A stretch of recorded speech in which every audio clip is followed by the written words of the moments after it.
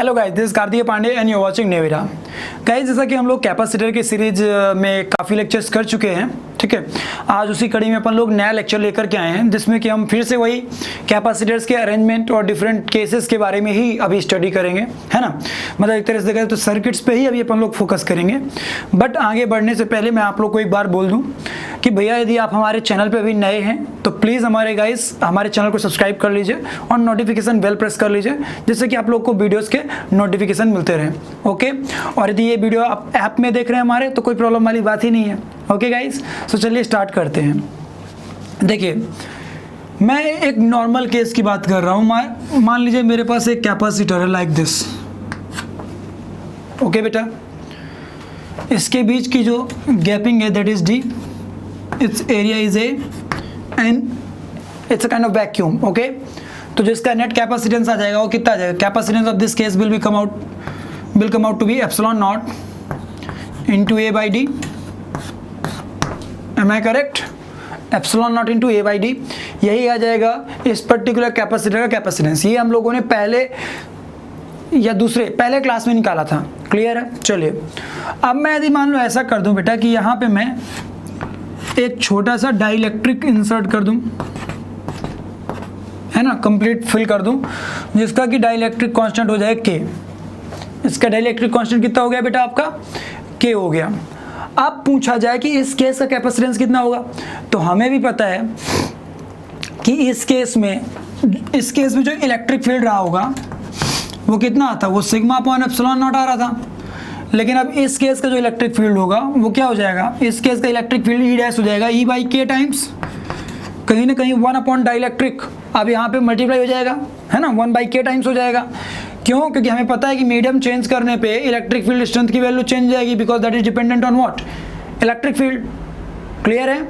तो उसके बेसिस पे हमारा ये हो गया E dash equal to E by K. इसी को ध्यान में रखते हुए मैं लिख सकता था कि भाई जो इसका नया कैपेसिटेंस हो जाएगा वो हो जाएगा आपका के एप्सिलॉन नॉट, के मल्टीप्लाई हो जाएगा के epsilon not into A by D. Clear हो गया गाइस? ये मैंने बहुत ही सिंपल सी भाषा का ध्यान में रखते हुए किया है कि भैया जिसे कहते हैं कैपेसिटेंस इक्वल टू क्या होता है? क्यू वाई वी, क्लियर है। और V इज इक्वल टू क्या होता है? V इज इक्वल टू होता है E D, electric field multiplied by this distance, clear है। वैसे तो होता है ई डॉट डी आर का होल इंटीग्रेशन माइनस साइन के साथ, है ना। लेकिन भैया यूनिफॉर्म इलेक्ट्रिक फील्ड केस में अपन लोग कैलकुलेट करने के बाद ई डी लिख सकते थे डायरेक्टली। तो मुझे एक बात पता चली कि यहाँ पे ई की वैल्यू क्या हो चुकी है? अब ई बाई के हो चुकी है मल्टीप्लाइड बाई डी। जब इसको आप सॉल्व करेंगे, यहाँ पुट करेंगे तो के ऊपर चला जाएगा। इसीलिए हमारा जो नया कैपेसिटेंस आ रहा है वो कितना आ रहा है? के times of epsilon not A by D. मतलब मुझे एक बात पता चली कि यदि एक नॉर्मल कैपेसिटर होता तो उसका कैपेसिटेंस कितना आता बेटा? वो इतना आता। लेकिन वहीं पे एक नॉर्मल कैपेसिटर के बजाय वहाँ पे यदि हम लोगों ने एक तरह से डाइलेक्ट्रिक मीडियम इंसर्ट कर दिया होता जिसका कि डाइलेक्ट्रिक कांस्टेंट के होता, है ना, तो उस केस में सिस्टम का जो नेट कैपेसिटेंस हो जाता वो क्या हो जाता है बेटा? दैट शुड बी के times of epsilon not A by D. या एक तरह से सीधे बोलूँ तो जो ये सी डैश की वैल्यू आ रही है, मतलब नया कैपेसिटेंस वो हो चुका हो के टाइम्स ऑफ सी। लेकिन कब? जब ये कंप्लीटली हमने पूरे के पूरे मीडियम, मतलब पूरा जो यहाँ पे फ्री स्पेस था हमारे पास पहले, वहाँ पे पूरे स्पेस में हम लोगों ने डाइलेक्ट्रिक इंसर्ट किया है। अब मैं यदि यहीं पे ऐसा करूँ कि जो मैं पूरे में डाइलेक्ट्रिक इंसर्ट कर रहा हूँ ना, उसकी वजह पूरे की बजाय अब मैं पार्शियली डाइलेक्ट्रिक इंसर्ट करता हूँ। चलिए,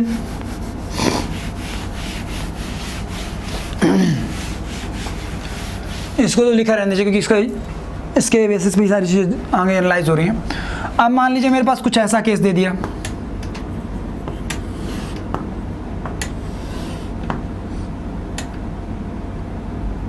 लाइक दिस, ठीक है बेटा। और यहाँ पे आपने एक डाइलेक्ट्रिक इंसर्ट किया है। Let's suppose this length is x, this length is y, this length is t, this total length is d, it's dielectric constant is k। मतलब मैं समझा दूँ आप लोगों को कि जो एक कैपेसिटर था इसमें हमने एक डाइलेक्ट्रिक पुट किया है, इंसर्ट किया है, ठीक है बेटा। और उस डाइलेक्ट्रिक कांस्टेंट के, उसका डाइलेक्ट्रिक कांस्टेंट कितना है? k है। और ये आपका यहाँ पे जो इसका लेंथ हो गया है डाइलेक्ट्रिक का वो कितना हो गया बेटा? t हो चुका है। और ये आपका x और ये गैप बाई है। अब पूछा जाए कि इस केस का नेट कैपेसिटेंस कितना होगा, तो दो तरीके से निकाल सकते हैं। एक तो हम इसको एक तरह से देख सकते हैं अरेंजमेंट ऑफ मल्टीपल कैपेसिटर्स, वो कैसे मैं भी आपको समझाऊंगा।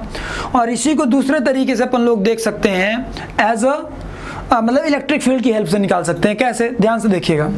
तो मुझे पता है कि कैपेसिटेंस सी डैश की वैल्यू क्या होगी, क्यू बाई डेल्टा वी हो जाएगी, है ना, charge upon potential difference between this two points. तो ध्यान से देखिएगा बेटा, हम लोग क्या लिखेंगे सोचिएगा आप। इलेक्ट्रिक फील्ड की वैल्यू कितनी हो जाएगी, इलेक्ट्रिक फील्ड की वैल्यू अलग अलग स्पेस में अलग अलग होगी। यहाँ पे तो हो जाएगी सिग्मा अपॉन एप्सिलॉन नॉट, लेकिन यहाँ पे हो जाएगी सिग्मा अपॉन के एप्सिलॉन नॉट, है ना। तो मैं डेल्टा वी की वैल्यू लिखना चाह रहा हूँ, तो डेल्टा वी की वैल्यूज क्या आ जाएंगे, चलो ध्यान से लिखो। तो यहाँ पे लिखोगे sigma by epsilon not multiplied by this length that is x, plus इसके लिए लिखेंगे अब तो सिग्मा अपॉन के epsilon not multiplied by this length that is T, plus यहाँ चलते हैं sigma upon epsilon not multiplied by this length, ठीक है ना। तो ये आप लोगों का जिसे कहते हैं net potential difference between these two points आ चुका है। अब यदि आपके मन में क्वेश्चन आ रहा है कि सर ये कैसे लिख दिए आप, तो ये रट के नहीं लिखे बेटा, इसके पीछे मैंने आप लोगों को इलेक्ट्रोस्टैटिक्स के 25 से 26 लेक्चर्स कराए हैं पूरा डिटेल में, एक घंटे के, है ना। तब हम लोगों ने अच्छे से potential difference between given points with respect to electric field या चाहे डिफरेंट वेरिएशंस, सब कुछ मैंने आप लोगों को सिखाया इलेक्ट्रोस्टैटिक्स में। एंड आई होप सो कि आप लोग वो लेक्चर्स देख चुके होंगे। सो यदि आप लोगों ने देख लिया तो कोई बात नहीं है, तो बहुत अच्छा है। और यदि नहीं देखा है तो इट्स हम्बल रिक्वेस्ट कि आप लोग YouTube पे ही जाके चाहे सर्च कर लीजिए इलेक्ट्रोस्टैटिक्स बाय कार्तिकेय, या अभी का रिसेंट जो सीरीज है वो हमने अपडेट कर दिया, होम पेज में आपको मिल जाएगा, है ना। या फिर दूसरा तरीका है कि आप हमारा गूगल प्ले स्टोर से हमारा एप्लीकेशन डाउनलोड कर लीजिए, ऐप डाउनलोड कर लीजिए न्यू ईरा के नाम से। उसमें आपको ये सारे वीडियोस पूरा फ्री ऑफ कॉस्ट एक अरेंज फॉर्म में मिल जाएंगे, वहाँ पे आप लोग को नोट्स भी मिल जाएगा, ओके। और इतना बता दूं कि ये लेक्चर्स आप लोग के लिए जे एडवांस के लिए मोर देन सफिशिएंट है, बट हाँ आप लोगों को सेल्फ प्रैक्टिस और डिफरेंट बुक्स पे काम जरूर करना होगा, ये बात ध्यान रहे, ओके। तो चलिए आगे बढ़ते हैं। तो ये हम लोग को डेल्टा वी की वैल्यू मिल चुकी है, तो इस डेल्टा वी की वैल्यू को मैं इसमें लिखने की कोशिश करता हूं। और जहां पे सिग्मा लिखा ना, तो सिग्मा को हम लोग लिख सकते थे चार्ज क्यू बाई ए। इस बात का ध्यान रहे कि जहां जहां सिग्मा है, सिग्मा मतलब that is what, charge density है ना, एरियल चार्ज डेंसिटी, तो उसको हम लिख सकते थे क्यू बाई ए। तो इसको जैसे यहाँ पुट करेंगे तो सी डैश की वैल्यू कितनी आ रही होगी, C dash will look like this, Q upon इसकी में आ जाएगा आपका Q by A epsilon not into X, plus इसकी में आ जाएगा Q by K epsilon not A into T, plus इसकी में आ जाएगा Q by A epsilon not into Y. Clear बेटा, ये आ चुका होगा आपका। अब क्यू से क्यू आपका सीधे उड़ा दीजिए, क्यू से क्यू उड़ गया। और यहाँ पे ध्यान से देखिए तो कॉमन क्या आ रहा है आप लोगों को, कॉमन आ रहा है ए एप्सिलॉन नॉट, है ना। तो इसको मैं रीअरेंज करके लिखूँ तो कैसा दिखेगा, ये मुझे कुछ ऐसा दिखेगा, C dash is equal to epsilon not A, ठीक है ना। ये ऊपर चला जाएगा रेसिप्रोकल होकर के, है ना, अपॉन ये नीचे क्या दिख रहा होगा मेरे को, नीचे दिख रहा होगा like this x plus Y plus T by K, यही दिख रहा होगा मेरे को। Am I correct? अब ध्यान से देखो तो x प्लस वाई मतलब ये वाला लेंथ और ये वाला लेंथ, ठीक है ना। तो हो सकता है कि आपको एग्जाम में ये लेंथ अलग अलग से ना दे करके आपको ये टोटल लेंथ d दी हुई हो और इसका कैपेसिटर का जिसे कहते हैं लेंथ दे रखा हो t, तो उस केस में x प्लस वाई की वैल्यू मैं यहाँ पे रिप्लेस करा सकता हूँ। तो x प्लस वाई की वैल्यू रिप्लेस कराने पे कैसा दिखेगा, x प्लस वाई की वैल्यू रिप्लेस कराने पे, इसको रफ कर लेते हैं चलो।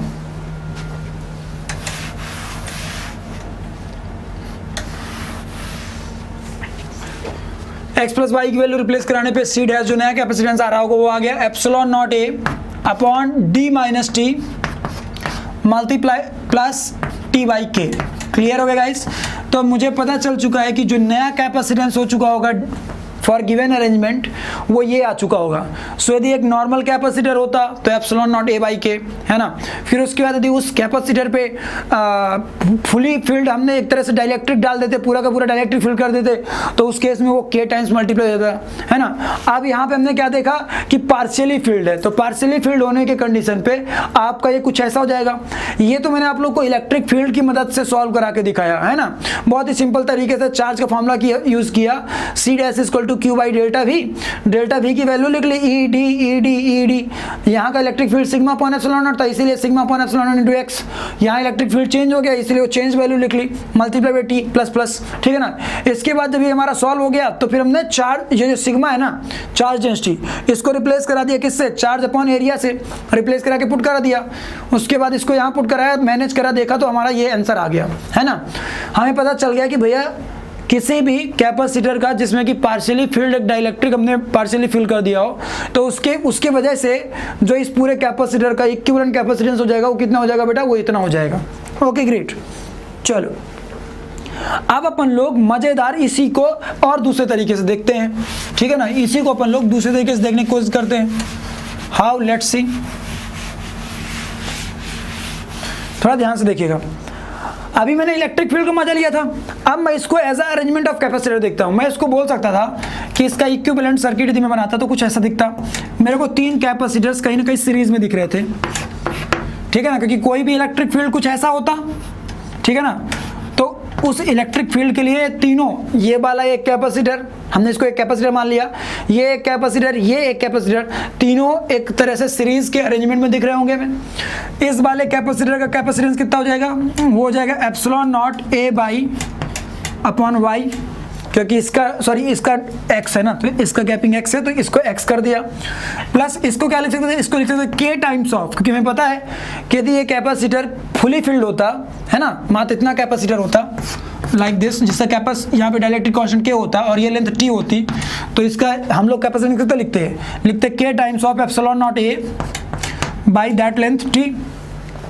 क्लियर है, बहुत सिंपल लिख रहे हैं, कुछ कठिन नहीं है, बहुत आसान है। जो हमने अभी रिजल्ट्स डिराइव किए हैं उन्हीं रिजल्ट्स को बस अप्लाई कर रहे हैं, कुछ नया नहीं कर रहे हैं। ओके नाउ आगे बढ़ते हैं। इस वाले पोर्शन को जब एज अ कैपेसिटर लेके चलेंगे तो इसके लिए क्या लिखेंगे, epsilon not A upon Y.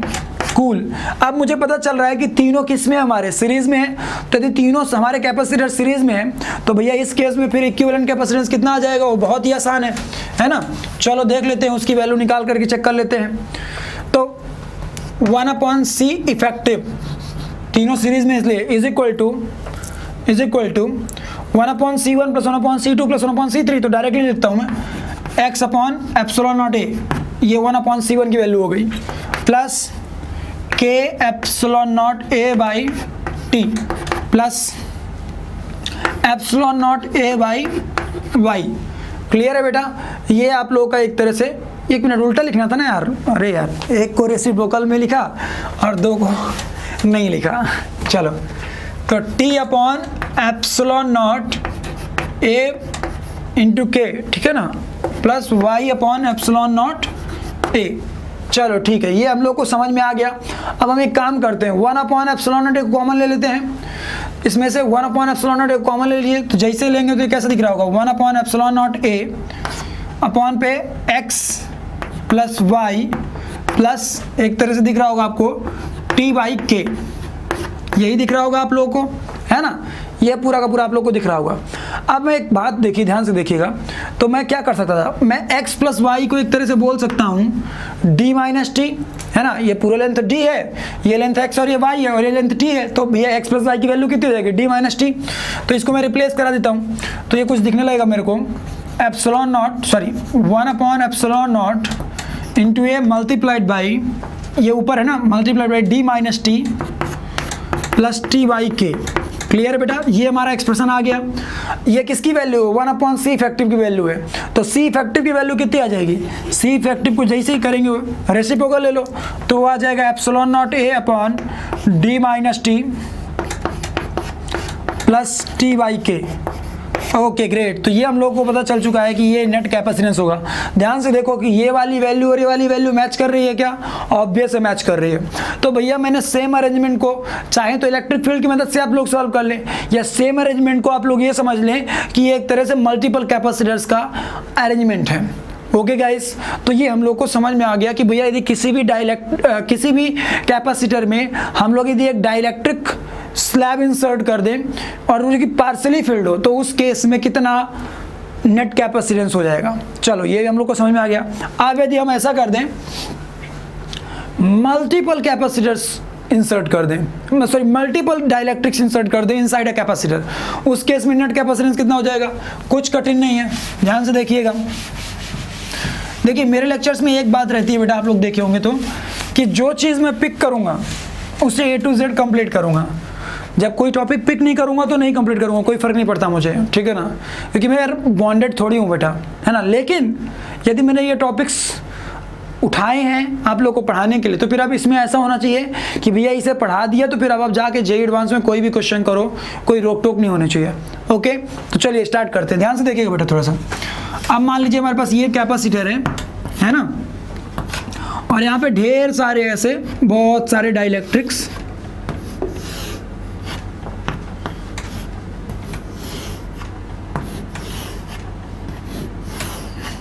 मैंने बहुत सारे डाइलेक्ट्रिक्स ऐसे इंसर्ट कर दिए।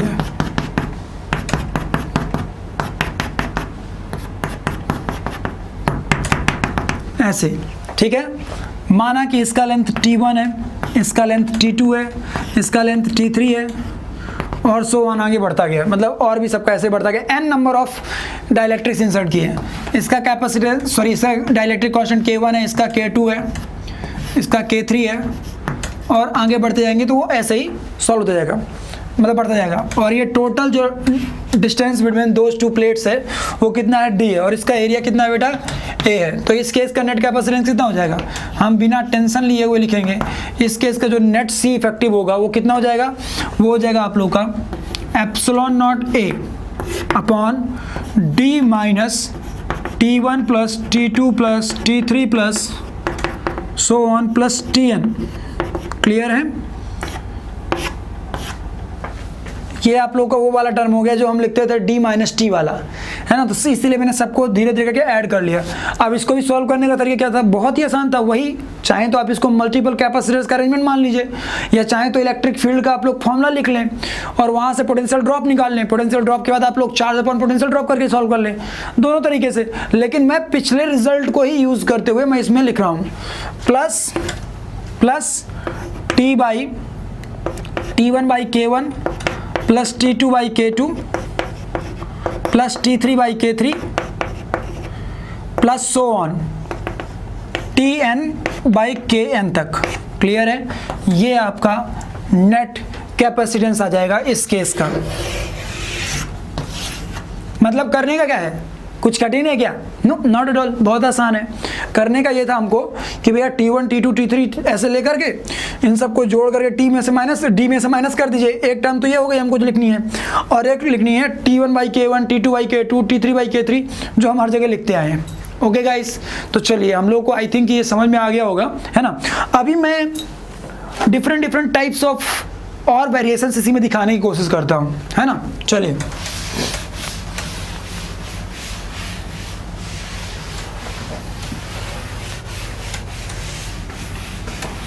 थोड़ा ध्यान से देखिएगा बेटा।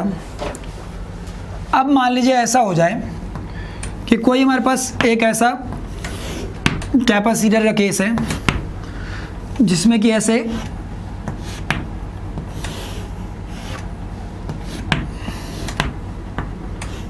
आपके हमने इंसर्ट कर रखे हैं बहुत सारे डाइलेक्ट्रिक्स,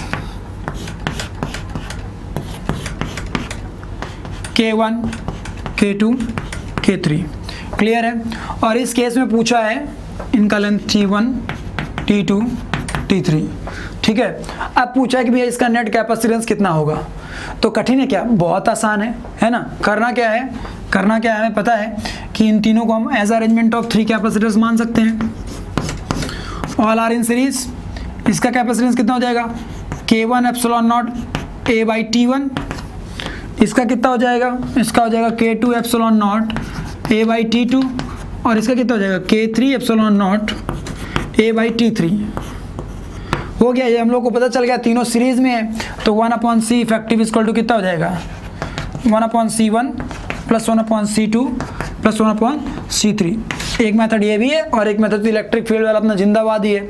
तो ये तब था जब डाइलेक्ट्रिक्स का डिस्ट्रीब्यूशन ऐसा था कि सारे कैपेसिटर सीरीज में महसूस हो रहे थे, लेकिन अभी मैं डाइलेक्ट्रिक्स का डिस्ट्रीब्यूशन कुछ ऐसा कर दूं कि आप थोड़ा डिस्टर्ब हो जाएं। कैसे, ध्यान से देखिएगा।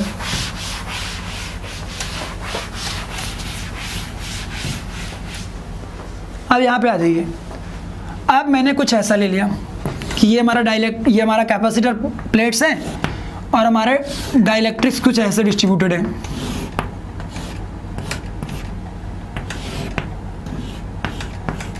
ठीक है ना। अब ध्यान से देखिए, तो इस केस में क्या हो रहा होगा, इस केस में हम लोग इसको मान सकते थे, ये मान लो K1 है, ये K2 है और ये हमारा K3 है। ठीक है बेटा, और इन सब का लेंथ तो सेम ही हो जाएगा इस बार D, लेकिन इनका जो ये वाला लेंथ है उसमें चेंजेस आ गया। सो इसीलिए मैं इनका एरिया दे देता हूँ A1 A2 एंड A3। ठीक है बेटा। अब पूछे कि इस बार इन दोनों पॉइंट्स के अबाउट नेट कैपेसिटेंस इस डिस्ट्रीब्यूशन का या इस कॉन्फ़िगरेशन का कितना होगा।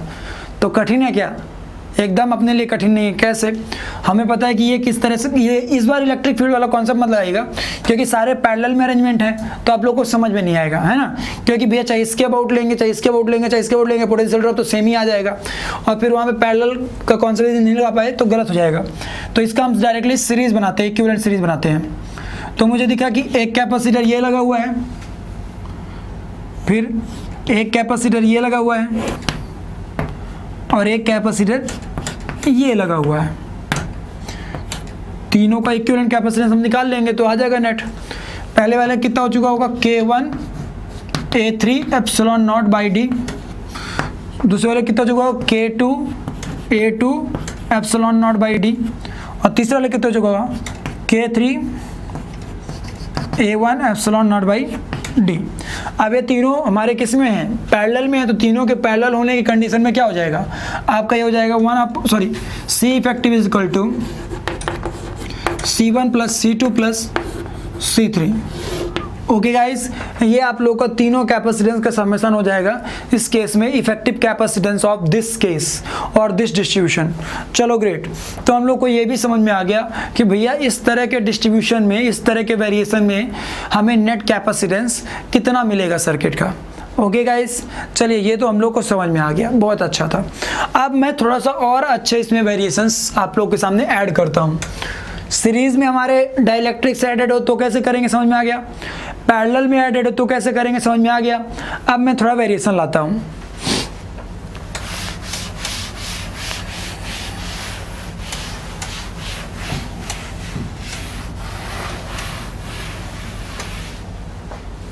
चलिए ध्यान से देखिएगा, बहुत आसान क्वेश्चन होने वाला अपने लिए, बहुत आसान क्वेश्चन होने वाला है।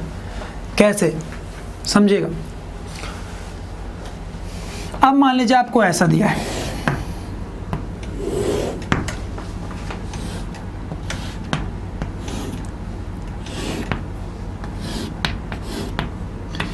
K1 K2 and K3।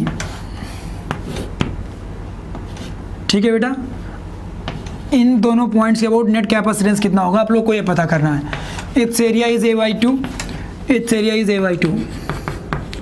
ठीक है, इनका लेंथ भी दे दिया, let us suppose D/2 D/2, मतलब टोटल लेंथ कितनी हो गई, D हो गई।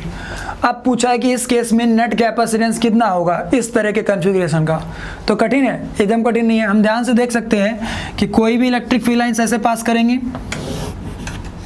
तो हम एक बात देख सकते हैं कि ये दोनों सीरीज में दिख रहे होंगे हमें, एम आई करेक्ट, ये दोनों हमें सीरीज में दिख रहे होंगे और जो इनका रिजल्टेंट आएगा वो एक तरह से इसके पैरेलल में होगा। ये दोनों मुझे सीरीज में दिख रहे होंगे और जो इन दोनों का रिजल्टेंट आएगा वो इसके एक तरह से पैरेलल में होगा, लाइक दिस। ओके गाइस, तो जब हमें पता चल गया कि इन दोनों का जो रिजल्टेंट इक्विवेलेंट आएगा वो इसके सीरीज में है, तो भैया इस केस में हम क्या कर लेंगे, ध्यान से देखिए। तो इसका कॉन्फ़िगरेशन बनाएंगे, कुछ कॉन्फ़िगरेशन कैसा दिख रहा होगा। एक कैपेसिटेंस ये वाला हो गया और एक कैपेसिटेंस ये वाला हो गया। क्लियर है बेटा। और इसके लिए आपने कुछ ऐसा ड्रॉ कर लिया,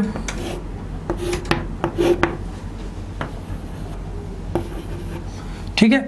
ए और बी के आउट नेट कैपेसिटेंस पता कर लीजिए। ये आपका C1 हो गया।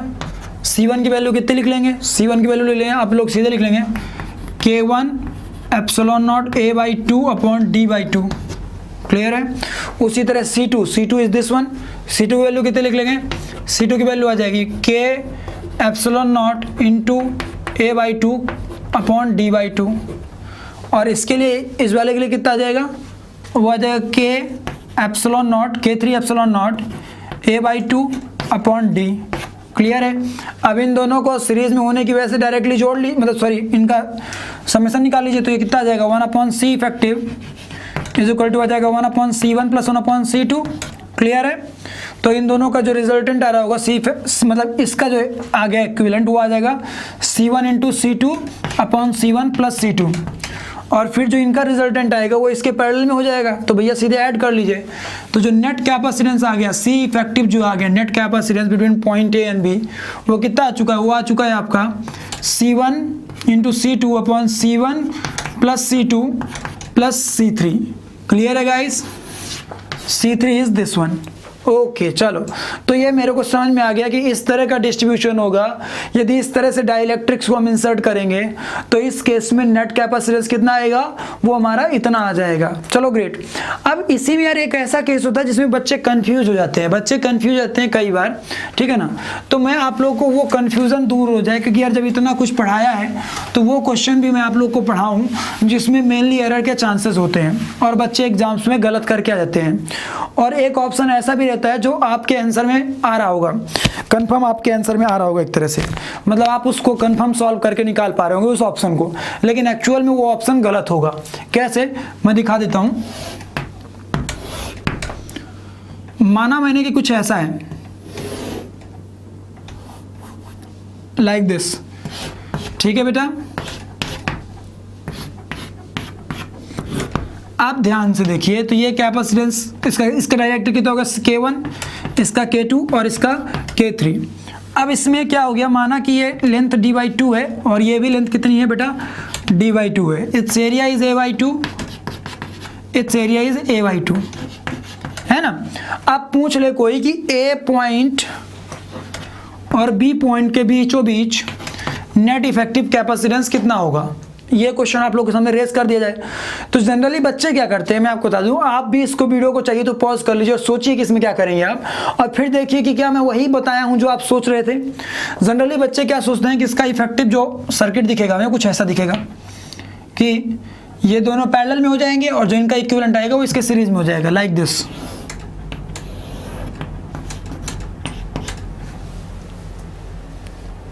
इन दोनों को पैरेलल में रख लिया और ये तीसरे के सीरीज में हो गए, A एंड B। और इसको लोग कैलकुलेट कर लेते हैं और इसको कैलकुलेट करने के बाद जो आंसर आता है ना, वो एज अ ऑप्शन भी एक होता है, एक ऑप्शन नो डाउट होता ही होता है। बट एक्चुअल में बेटा ये गलत मेथड होता है, ऐसे में आंसर आपका गलत आएगा, ठीक है ना। क्यों गलत आएगा? ध्यान से सोचिएगा। क्योंकि बेटा इलेक्ट्रिक फील्ड लाइंस कुछ ऐसी पास कर रही हैं, एम आई करेक्ट? कि ऐसा हो रहा था क्या कि पहले इलेक्ट्रिक फील्ड यहाँ से यहाँ तक, यहाँ से यहाँ तक आ रही हैं, यहाँ से यहाँ तक आ रही हैं, ठीक है ना। फिर जो इनका इक्विवेलेंट बन रहा है उसके बाद यहाँ से आ रही है, ऐसा नहीं ना। पूरी इलेक्ट्रिक फील्ड ऐसे आ रही हैं, पूरी ऐसे आ रही हैं, ठीक है ना। एक बात ध्यान रखो कि ये दोनों एक दूसरे के पैरेलल में है और ये दोनों एक दूसरे के ये दोनों एक दूसरे के सीरीज में है और ये दोनों एक दूसरे के सीरीज में है। तो भले ये आपको पूरा का पूरा एक डाइलेक्ट्रिक दिख रहा है, लेकिन आपको इसे दो डाइलेक्ट्रिक्स मान के चलने हैं, एक ऊपर और एक नीचे। सो जो आप लोग इसका इक्विवेलेंट, एक तरह से इक्विवेलेंट फिगर बनाएंगे, वो एक तरह से ऐसा बनाएंगे कि ये दोनों सीरीज में रहें, ये दोनों सीरीज में रहें, और जो इन दोनों का इक्विवेलेंट है और इन दोनों का इक्विवेलेंट है वो दोनों एक दूसरे के पैरेलल में हो। अब आपके लिए मैं एज ए होमवर्क भी छोड़ रहा हूँ कि मैंने ऐसा क्यों किया होगा। मैंने लिटिल बिट आपको हिंट दिया है, लेकिन आप लोग इस बात को सोचिएगा भी कि मैंने क्यों इन दोनों को सीरीज में किया, इन दोनों को सीरीज में किया और इस वाले फिगर को गलत किया। क्यों ऐसा किया, ये आपके लिए एज अ होमवर्क भी होगा। तो मैं इसको सिंप्लीफाई करा के आप लोगों को दिखा देता हूँ कि इसका मैं फिगर कैसे बनाऊंगा, ठीक है ना, जिससे कि आप आंसर निकाल पाइए। बट इसके पीछे का जो लॉजिक है वो आप लोग सोचने की कोशिश करिएगा। लॉजिक पता चले तो कमेंट लाइन में कमेंट करके बताइएगा। ओके गाइस, मुझे अच्छा लगेगा।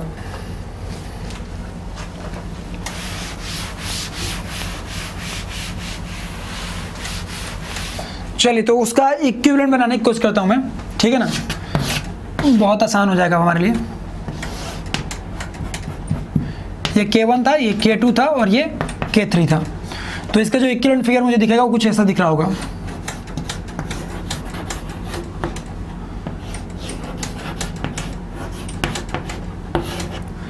ये आएगा कुछ इक्विवेलेंट फिगर इस केस का, ठीक है ना।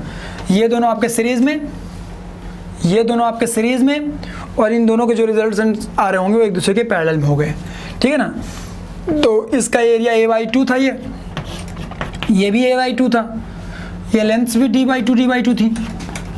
तो अब कुछ सोचना ही नहीं है, डायरेक्टली पुट करना स्टार्ट करिए। सब वैल्यूज को पुट करने के बाद इन दोनों का रिजल्ट निकालिए, इन दोनों का रिजल्ट निकालिए और दोनों को पैरेलल में पुट कर दीजिए, आपका आंसर आ जाएगा। ओके गाइस, सो इस तरीके से इस प्रॉब्लम को अपन लोग कवर करने की कोशिश करेंगे।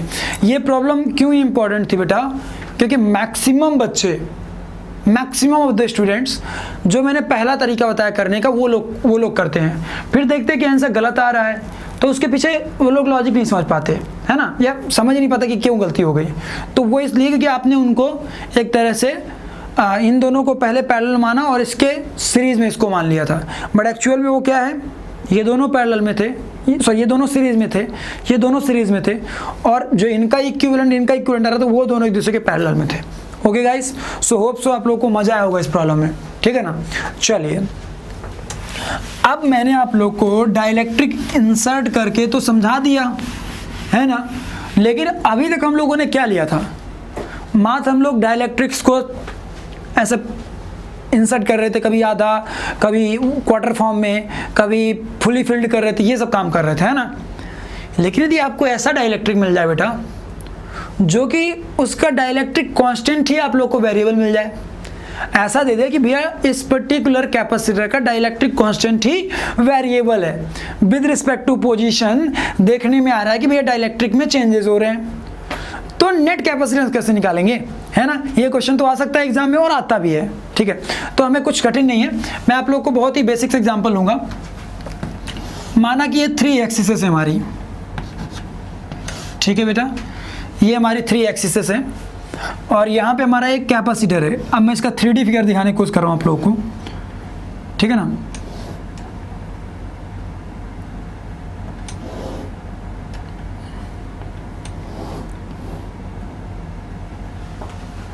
एक मिनट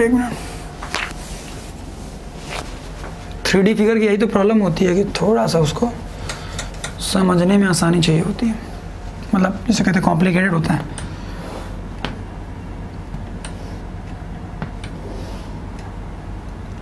सही बना रहा हूँ क्या, या कुछ भी बना दिया मैंने। ओके, एक मिनट, सॉरी, ये क्यूब बनाने में बड़ा प्रॉब्लम आता है। चलो पहले मैं तो ये क्यूब बना लेता हूँ, ठीक है ना, सिंपली क्यूब बना लेता हूँ मैं।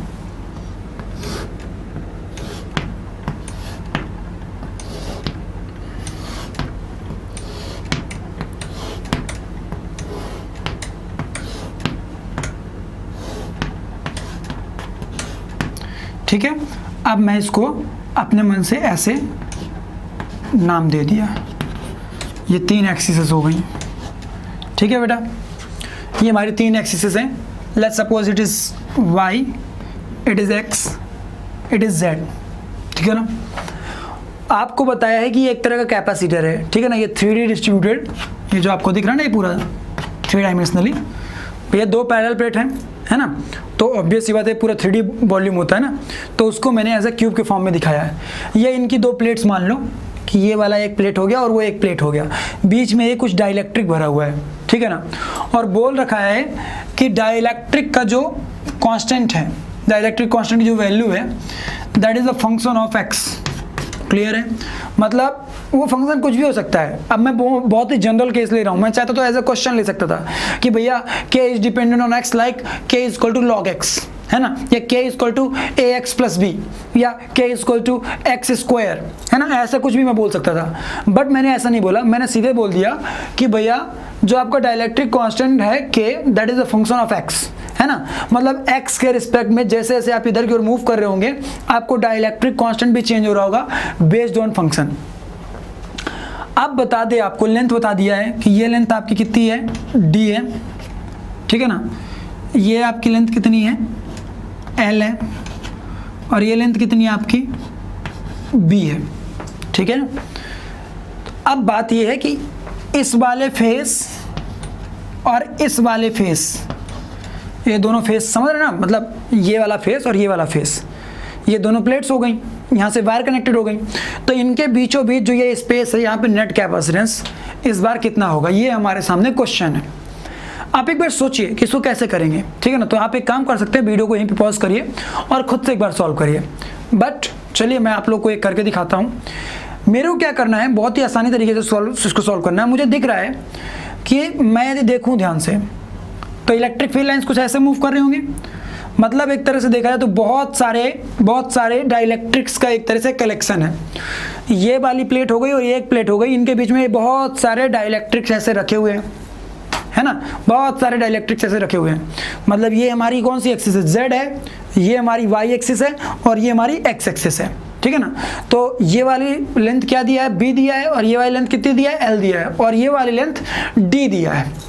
तो मैं देख सकता हूं कि जब डाइलेक्ट्रिक इधर की ओर जाने में चेंज हो रहा है, इसका मतलब क्या हुआ कि यहाँ पे बहुत सारे डाइलेक्ट्रिक्स भरे हुए हैं, है ना, बहुत सारे डाइलेक्ट्रिक्स भरे हुए हैं। तो मैं एक काम करता हूं, मैं एक छोटा सा स्ट्रिप ले लेता हूं ऐसा, लाइक दिस। मैंने एक बहुत ही छोटी सी स्ट्रिप कट कर ली,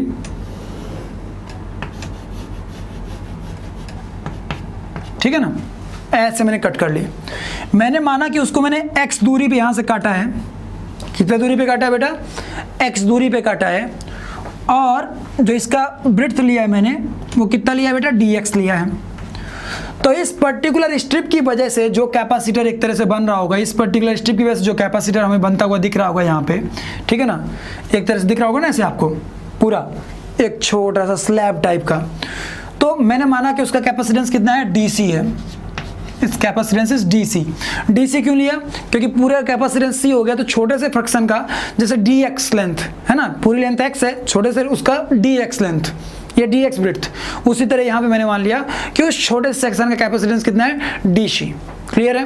तो चलो, क्या मैं ये बात बोल सकता हूँ कि सारे कैपेसिटर्स कहीं ना कहीं मुझे सीरीज में दिख रहे हैं, लेकिन पहले मैं DC की वैल्यू लिख लेता हूँ। तो DC की वैल्यू क्या होगी, DC will be equivalent to the, DC is what, DC is the capacitance of this small fragment, am I correct.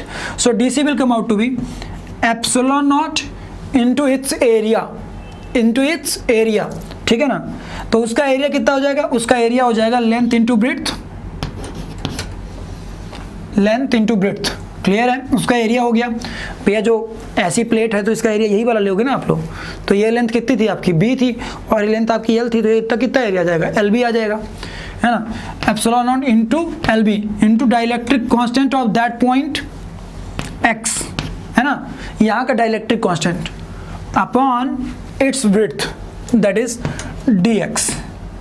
Okay guys, ये आप लोगों को पता चल गया कि भैया ये इस स्मॉल सेक्शन का एक तरह से कैपेसिटेंस हो गया। अब ध्यान से देखिए, तो यदि आप उसके बगल में एक कोई और फ्रेगमेंट काटते तो वो दोनों किस में होते, सीरीज में होते।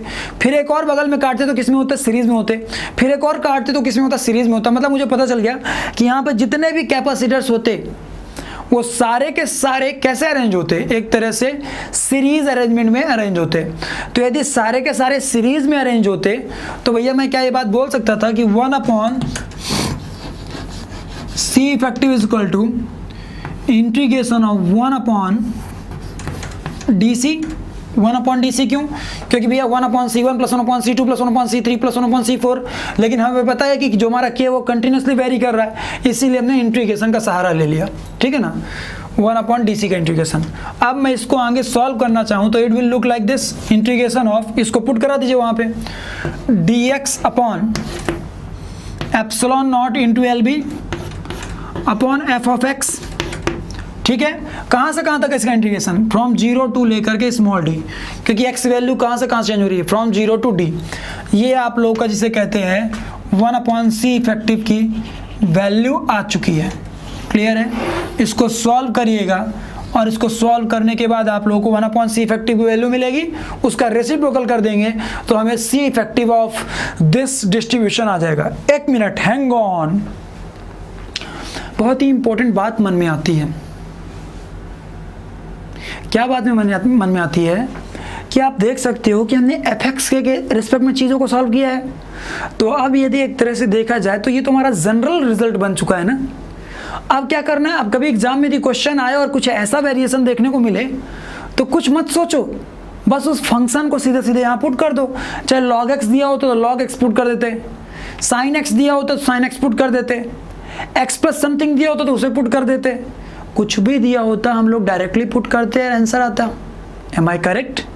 बहुत ही सिंपल तरीके से। सो ये चीज़ है, ये ब्यूटी है इस कॉन्सेप्ट की, या ये ब्यूटी है इस जिसे कहते हैं जो हम लोगों ने एनालिसिस किया उसका। ओके गाइस, होप सो कि आप लोग को मजा आया होगा, आई थिंक, है ना। चलिए अब मान लीजिए अगले केस में आप लोग को एक काम करे, as a function of X की बजाय as a function of Y दे दे। क्यों नहीं देख सकता भाई, आराम से दे सकता है। तो कैसे करेंगे वो मैं आप लोग को दिखाता हूं, ठीक है ना। तो आप लोग होप सो ये सब लिख लिए होंगे। So let me rub this.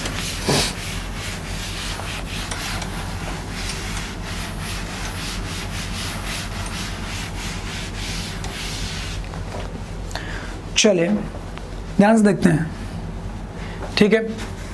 पाँव दर्द करने लगा भाई पढ़ाते पढ़ाते। चलो पहले तो एक क्यूब बना लो।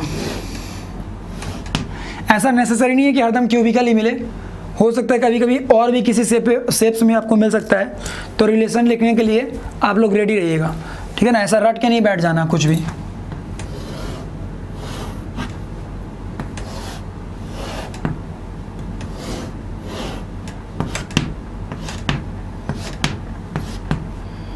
अब फिर से वही इनको एक्सिस का नाम दे दीजिए, एक्स जेड एंड वाई, ठीक है। अब आपको बोल दिया है कि dielectric constant K is given as function of Y, ठीक है ना। Dielectric constant is given as function of Y, ठीक है ना।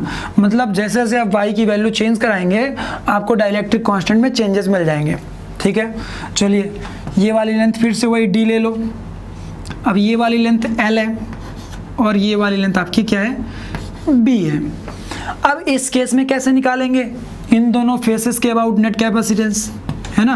इन्हीं दोनों पॉइंट्स के अबाउट हमें फिर से वही, हमारा ये प्लेट है, ये प्लेट है, इन दोनों प्लेट्स के बीचों बीच जो डाइलेक्ट्रिक है उसका नेट कैपेसिटेंस फाइंड करना है। और पिछली बार क्या था, ध्यान से देखो, ये जेड एक्सिस थी, ये वाई एक्सिस थी, ये एक्स एक्सिस थी, है ना। तो चलो अभी भी एक्सिस तो सेम है, डायमेंशंस भी सेम है। पिछली बार लेकिन डाइलेक्ट्रिक ऐसे ऐसे चेंज हो रहा था, इस बार डाइलेक्ट्रिक ऐसे नहीं चेंज हो रहा, इस बार डाइलेक्ट्रिक ऐसे ऐसे ऐसे ऐसे ऐसे ऐसे ऐसे ऐसे चेंज हो रहा है। वाई एक्सिस के अलॉन्ग डाइलेक्ट्रिक कांस्टेंट चेंज कर रहा है। तो जब वाई एक्सिस के अलॉन्ग डाइलेक्ट्रिक कांस्टेंट चेंज कर रहा है मतलब मुझे पता चल गया कि अब इस बार मेरे को कुछ स्ट्रिप ऐसी काटनी पड़ेगी।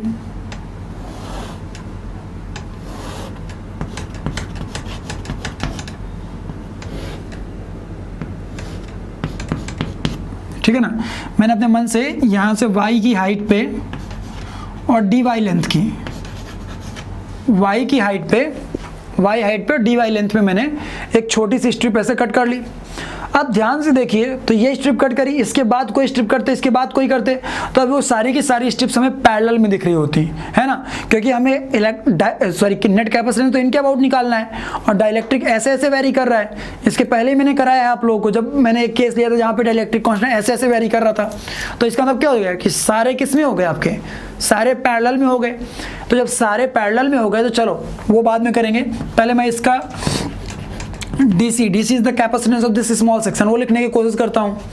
तो उस स्मॉल सेक्शन का कैपेसिटेंस कितना आएगा सोचिए। तो वहाँ का dielectric constant K with respect to y into epsilon not. अब उस छोटी सी स्ट्रिप का एरिया कितना दिख रहा होगा, इस स्ट्रिप का एरिया कितना हो जाएगा जब सामने के फेस से देखेंगे। ये वाला एरिया मत निकाल लीजिएगा कि आप D इंटू ये वाला y कर दीजिए dy, नहीं, भैया ध्यान से देखो तो ये प्लेट होती है और ये प्लेट होती है, तो इस प्लेट को सामने से देखोगे तो ये वाला एरिया निकालोगे ना, ये वाला एरिया। तो ध्यान से देखो, ये वाली ब्रेड्थ कितनी मानी थी, जेड एक्सिस के अलॉन्ग बी मानी थी, और ये वाली ब्रेड्थ, ये वाली लेंथ कितनी है, dy है। तो इसका इस स्ट्रिप का एरिया कितना आ जाएगा, length into breadth, that is b into dy। Clear है, that is the area of that strip. ये देखो ना, dy हो गया और ये लेंथ v हो गया, ठीक है ना।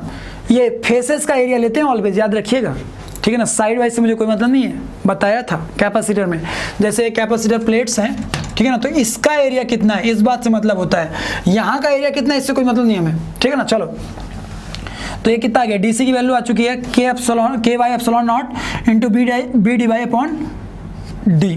क्लियर है, डी इज द लेंथ। चलो ग्रेट, अब मैं के वाई की वैल्यू पुट कर दूं तो डीसी की वैल्यू आ चुकी होगी मेरी, वो आ चुकी होगी एफ ऑफ वाई, ठीक है ना, चौक चेंज कर लिया जाए, F of Y into epsilon not into B D Y upon D. Clear है बेटा।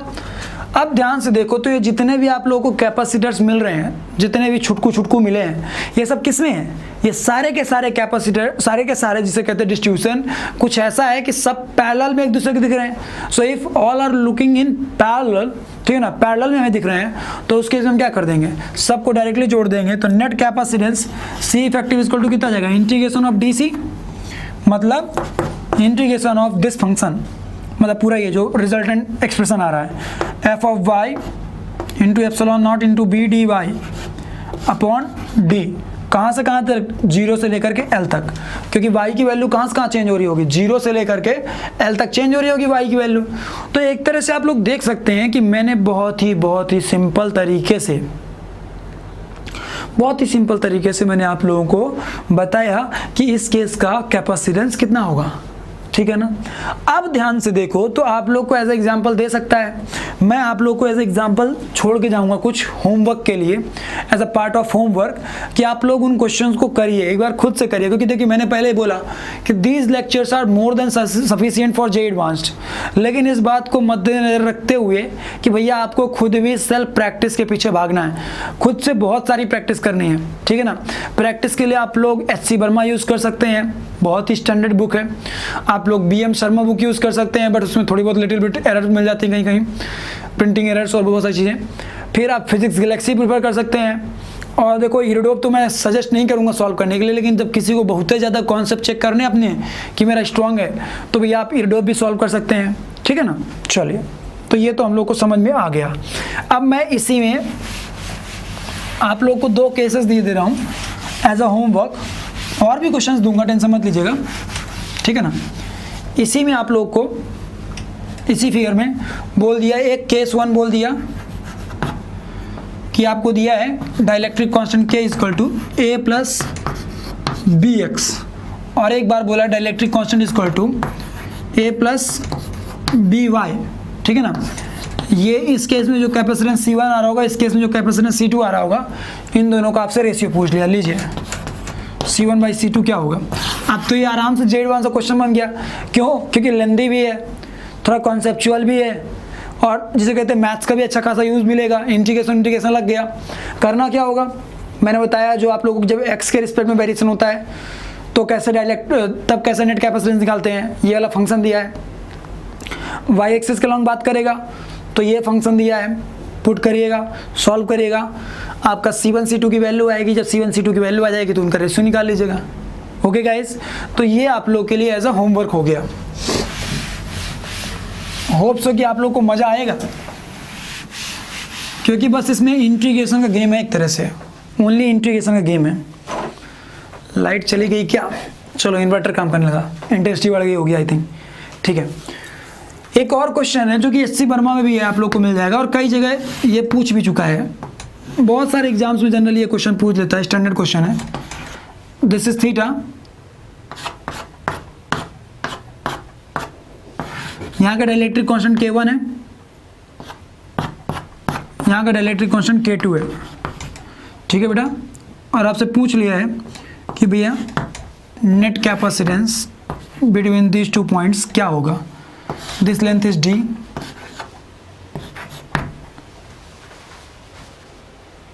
Area is a। अब पूछा है कि इस केस में नेट कैपेसिटेंस कितना रहा होगा, तो ध्यान से देखो तो डाइलेक्ट्रिक कांस्टेंट K1 K2 तो सेम है, चलो ठीक है, लेकिन जो इस बार इंसर्ट किया, जिस तरीके से K1 K2 को डिस्ट्रीब्यूट करा है वो इंटरेस्टिंग है, वो मेन इंपॉर्टेंट है ना। ध्यान से देखो तो पहले क्या होता था, डायरेक्ट एक स्लैब के फॉर्म में इंसर्ट करता था, लेकिन अब ऐसा नहीं है। अब एक तरह से ये जिसे कहते हैं कुछ ट्रायंगुलर फॉर्म में ऐड कर दिया है, तो ऐसे कठिन तो है नहीं, मुझे नहीं लगता कठिन है। चाहो तो ऐसे कट कर लो,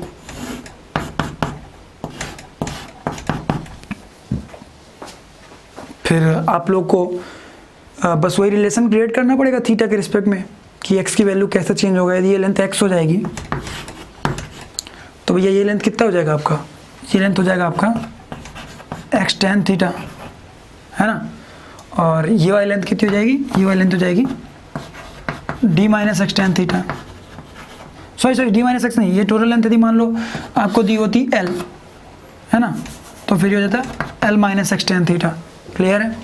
फिर ऐसे ही आप इसको आगे बढ़िएगा, सोचिएगा, फिर ये सारे पैरेलल में हो जाएंगे आपके। कुछ कुछ सोचिएगा, करिएगा। ये आप लोगों के लिए एज अ होमवर्क में देके जा रहा हूँ, ठीक है ना। ये SC वर्मा में भी है, होप सो कि आप लोग इसको सॉल्व करेंगे। सॉल्व करिएगा, क्वेश्चन में मजा आएगा, बहुत ही अच्छा, बहुत ही जिसे कहते हैं बम बम क्वेश्चन है। ओके, करेगा, कुछ ऐसा कठिन नहीं है भाई, आसान है, ठीक है। जो पढ़ाया है उसको यदि अच्छे से करोगे, अच्छे से रिलेशंस बैठाना सीखोगे तो आसानी से कर लोगे। और थोड़ा बहुत तुम्हें भी तो ब्रेन टीजिंग मिलना चाहिए ना यार, थोड़ा बहुत तुम्हें भी तो, तुम्हारा भी माइंड तो काम करना चाहिए। चलो गाइस, तो होप सो कि आप लोग को ये वीडियो अच्छा लगा होगा, तो वीडियो को लाइक करना।